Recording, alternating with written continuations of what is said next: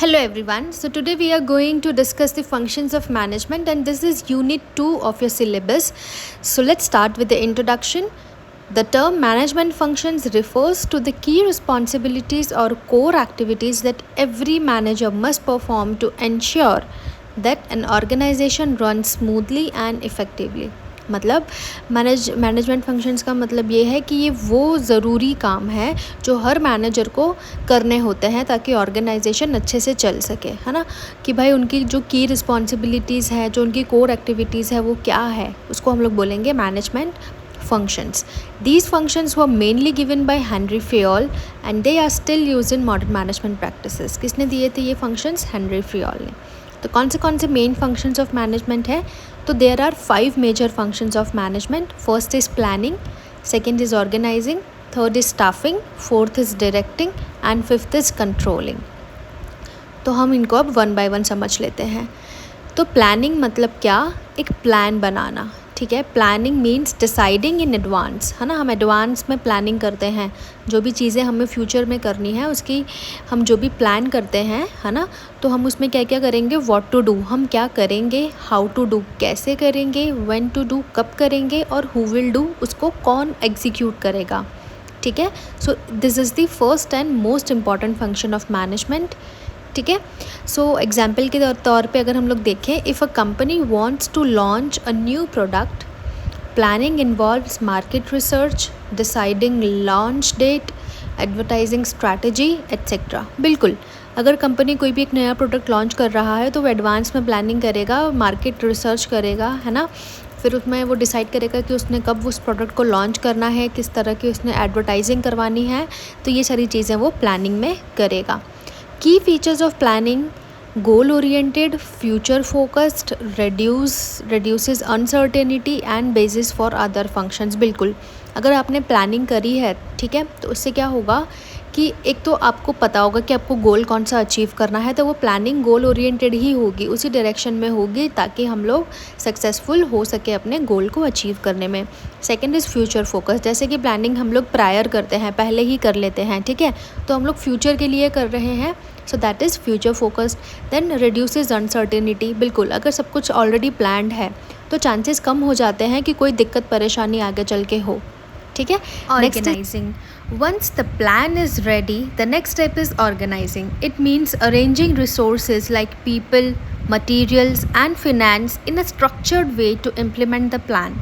मतलब प्लानिंग हमारी बन गई, ठीक है. प्लानिंग के बाद आता है ऑर्गेनाइजिंग, जिसमें हम काम को करने के लिए ज़रूरी रिसोर्सेज और लोगों को सही जगह पर लगाते हैं, ठीक है. कि अगर हमने ये काम करना है तो हमको ऑर्गेनाइज करना पड़ेगा ना, कि पर्टिकुलर पर्सन या particular group of particular team या ग्रुप इस काम को बहुत अच्छे से कर पाएगी, वो उसमें स्पेशलाइज्ड है, ठीक है. तो हम उस टीम को वो वाला काम देंगे. तो हम ऑर्गेनाइज करते हैं यहाँ पर पीपल को, मटेरियल को, फिनेंसेस को, जो भी आता है हमारे जिन चीज़ों की ज़रूरत पड़ती है. तो सेकेंड स्टेप इज़ ऑर्गेनाइजिंग. फिर इसमें हम लोग एग्जाम्पल के तौर पर देखेंगे. In a hospital, organising means assigning doctors to departments, managing nursing staff, equipments and etcetera. बिल्कुल, अगर कोई हॉस्पिटल है तो वहाँ पर हम लोग अलग अलग डिपार्टमेंट में कौन से डॉक्टर्स जाएंगे, हम उनको असाइन करेंगे अपने डिपार्टमेंट्स के हिसाब से, ठीक है.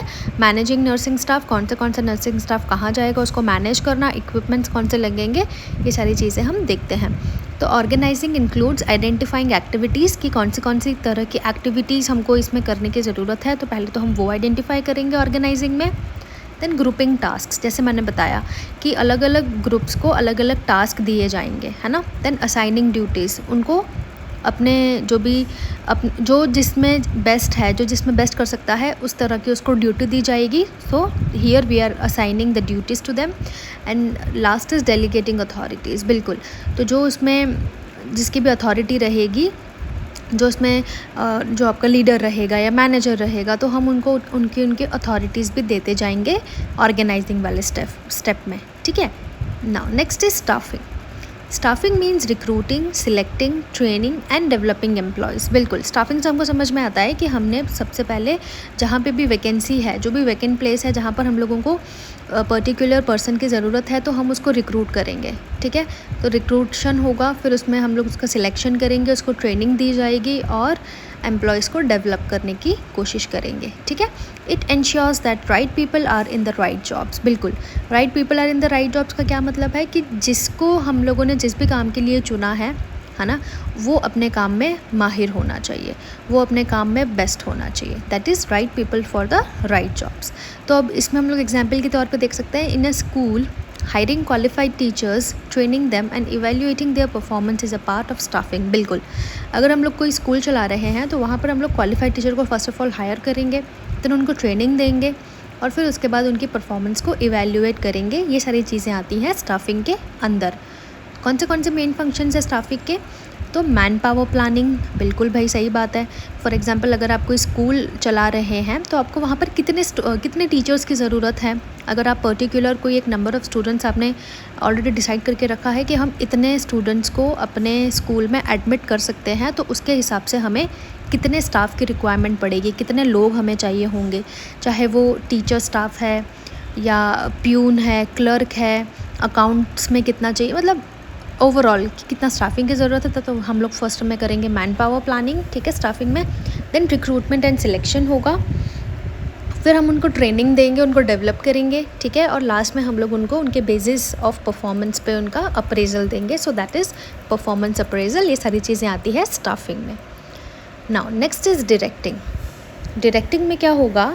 Directing means guiding, supervising, motivating and leading the employees so that they work effectively towards organisational goals. बिल्कुल, डायरेक्टिंग का मतलब है कि जो भी लोग वहाँ पर काम कर रहे हैं उनको एक दिशा देना है ना, उनका मार्गदर्शन करना, उनको आपको मोटिवेट करना, उनको प्रेरित करना है उन्हें सुपरवाइज करके, ठीक है। तो इसको हम लोग बोलेंगे directing. For example, a sales manager motivating the team to achieve monthly targets through meetings, rewards and encouragements। कोई सेल्स मैनेजर है, उसके अंडर जो टीम है वो उनको कैसे मोटिवेट कर रहा है? पहले तो वो उनको एक मंथली टारगेट दे देगा कि अगर आपने ये टारगेट अचीव कर लिया है ना, तो आपको कोई ना कोई रिवॉर्ड उसमें दिया जाएगा। अगर वो अपना उनकी जो भी जर्नी है उस टारगेट को फुलफ़िल करने की, उसके बीच बीच में अगर उनको लगता है कि इनको यहाँ पर इस चीज़ की गाइडेंस देनी चाहिए, वो देगा वो, है ना, उनको मोटिवेट करेगा, सुपरवाइज़ करेगा और अलग अलग मीटिंग्स जहाँ पे भी उसको लगता है नेसेसरी वहाँ पर मीटिंग्स रख कर उनको लीड करेगा, ठीक है। तो ये सारी चीज़ें आती हैं आपकी डायरेक्टिंग में। तो यहाँ पर एलिमेंट्स ऑफ डायरेक्टिंग क्या है? सुपरविजन, मोटिवेशन, लीडरशिप, कम्युनिकेशन, ये सब कुछ हम लोगों ने डिस्कस किया है ना। सुपरवाइज़ करेगा, मोटिवेट करेगा, लीडर का रोल प्ले करेगा और कम्युनिकेशन भी उनसे अच्छी रखेगा, ठीक है। उनको लालच भी देना पड़ता है कभी कभी, रिवॉर्ड्स का, इंकरेजमेंट का, जिससे आप अपने टारगेट को अचीव ईजिली कर सकते हो। And directing is an ongoing activity as long as employees are working they need direction. बिल्कुल, अगर कोई ऑर्गेनाइजेशन में आप काम कर रहे हो तो आपको हर एक पड़ाव पे आपको एक डायरेक्शन की ज़रूरत हमेशा पड़ती है। तो ये एक ऑन गोइंग एक्टिविटी है डायरेक्टिंग, ठीक है। Now next is controlling. Controlling means monitoring the actual performance, comparing it with the plan goals and taking corrective actions if needed. मतलब ये देखना कि काम प्लान के अनुसार हो रहा है या नहीं, और अगर नहीं हो रहा तो उसे ठीक करने के लिए हम लोग क्या कर सकते हैं, है ना, क्या करेक्टिव एक्शंस हमें लेने चाहिए। तो ये सारी चीज़ें हम लोग देखेंगे कंट्रोलिंग में। That is the fifth step. For example, if the sales target for the month was 10 lakhs and the team achieved only 7 lakhs, then the manager analyzes the gap and takes corrective actions।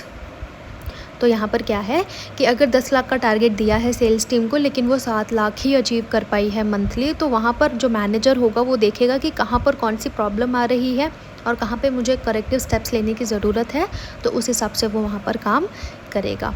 तो steps in controlling, setting performance standards. बिल्कुल, तो पहले तो उनको बता दिया जाएगा आपका टारगेट है, तो यहाँ पर setting performance standards. Then second is measuring actual performance, and उसके बाद वहाँ पर मेजर की जाएगी कि आपको अगर 10 लाख का टारगेट दिया था तो आपने कितना टारगेट अचीव किया है, उसको मेजर करेंगे, ठीक है।